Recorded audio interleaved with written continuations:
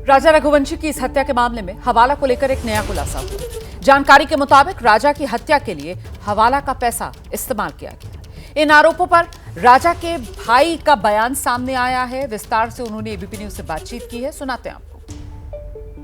सचिन जी, जिस तरीके से अब चीजें निकल करके आ रही हैं, अब ये बात सामने आई है कि पहला प्लान तो ये था कि सेल्फी के बहाने धक्का दे दिया जाए राजा को। जिस लेडीज़ ने 10 दिन में पति को मारने की कोशिश करी होगी तो उसके प्लान तो बहुत सारे होंगे। वो उसको मार के ही जीतती, तो उसकी प्लानिंग तो बहुत सारी थी। और जो नई नई चीज़ सुनने में आ रही है हमको भी, तो बड़ी बात है कि मतलब इनने नेटवर्क इनका बड़ा है। सोनम का नेटवर्क कुछ बड़ा है अंडरग्राउंड से, वो पहले भी कुछ काम करा हो। और जो जितेंद्र रघुवंशी नाम आ रहा है, ये नाम अभी एकदम सामने कैसे आया? यदि जब मालूम है हमारे समाज में सबको, रघुवंशी जो आप जिक्र कर रहे हैं वो किस बारे में जिक्र कर रहा है, जिक्र अभी मालूम पड़ा मेरे को। हवाला कारोबार से जुड़ा हुआ इनका नाम आ रहा है, सोनम का। ये जितेंद्र रघुवंशी का क्या रोल है इसमें? जितेंद्र रघुवंशी नाम कैसे आया और इतना बड़ा केस होने के बाद जितेंद्र रघुवंशी उसको पैसे क्यों दिए हैं?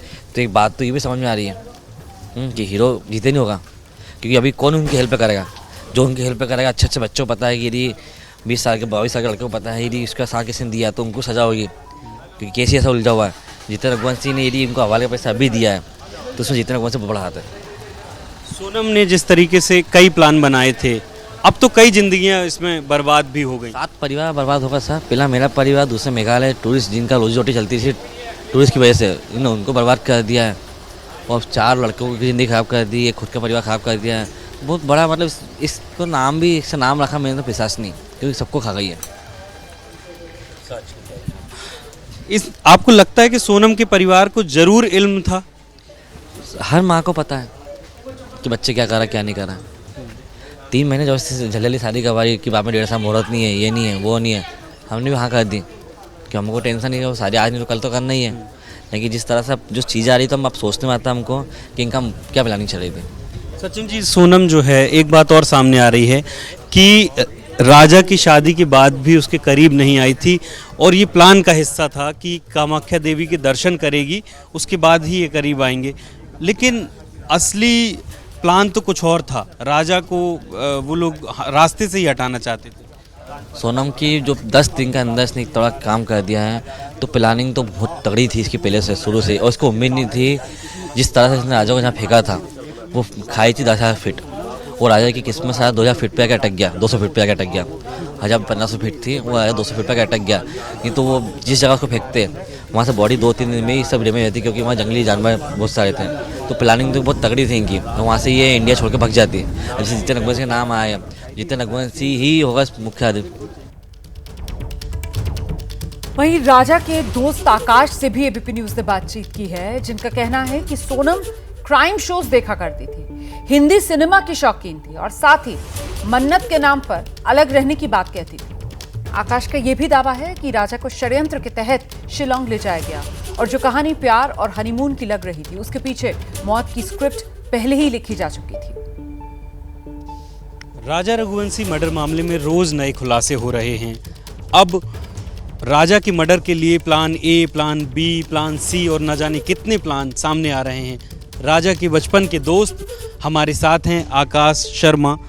आकाश, राजा की जो ये हत्या हुई, ये बिल्कुल सोची समझी साजिश थी। पहले प्लान बनाया गया था कि सेल्फी लेकर के धक्का मारा जाएगा, लेकिन बाद में जब राजा हावी पड़ा उन लोगों पर, तब ये डाव का इस्तेमाल किया गया, जिस हथियार को बताया गया कि हत्या के लिए। राजा जिम जाते थे, मस्कुलर थे। हाँ, राजा जिम जाते थे, मस्कुलर थे और वो डेफिनेटली उन पे हावी हुए होंगे। और इन लोगों ने पीछे से ही वार किया होगा, क्योंकि वो तो निहत्था था, उसके पास तो कुछ नहीं था। ये सब लोग प्री प्लान थे, तो ही उन लोगों ने हत्या कर पाई, वरना उसकी हत्या नहीं कर पाते।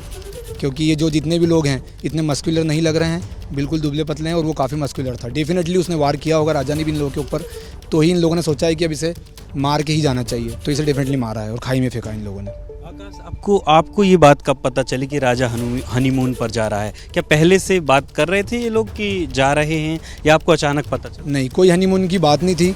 ये लास्ट मोमेंट पे ही प्लान बना है, मुझे लगता है 19 तारीख को, 18-19 को। और उसने मुझे कॉल किया था कि मुझसे मिलने आ जा।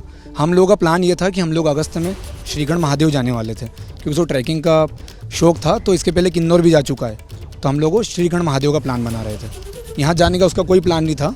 बाकी लास्ट मोमेंट पे बोला मुझे, मतलब शाम को 19 तारीख की शायद। कामाख्या मंदिर जाने का बताया या शिलोंग जाने का बताया? नहीं, शिलोंग जाने का कोई प्लान नहीं था। ये तो बाद में इनका जो प्री प्लान था सोनम और इनके साथियों का, ये लोग शायद सोनम ने उसे बोला और वो राजा फिर चला गया शिलोंग, बाकी उसका आने का सिर्फ कामाख्या से रिटर्न आने का तय था।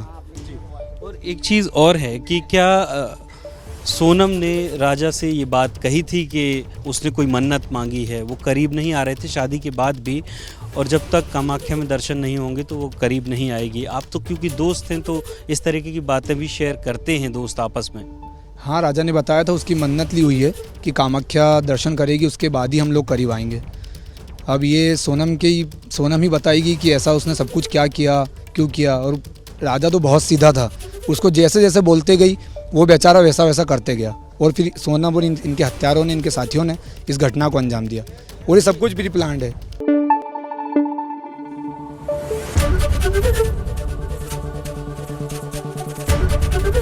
एबीपी न्यूज़ आपको रखे आगे।